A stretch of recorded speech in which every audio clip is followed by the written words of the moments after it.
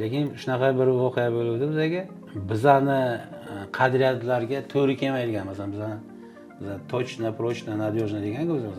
Aniq, mustahkam, ishonchli. Bitta klient keldi. Bu ham Xitoy kompaniyasiga ishlar ekan. Lekin o'zbek. O'zbek переводчик ekanda. Menga kelyapti, aytayaptiki, aka deyapti, menga u xitoyliklar tushunmaydi, qilmaydi.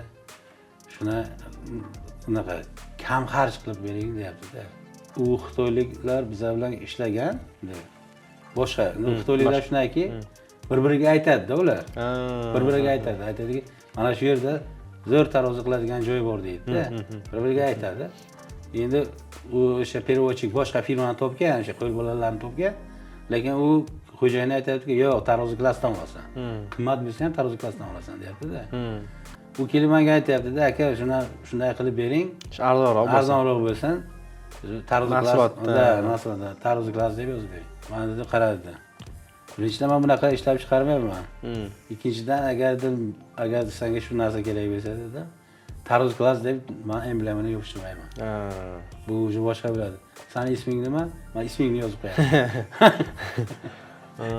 Beraman. Ya'ni sifatni tushirib bering deb keladilar bor. Sifatni tushirib bering, ekonom qiling, shunaqalar bor. Biz o'shanda yo'q deymiz.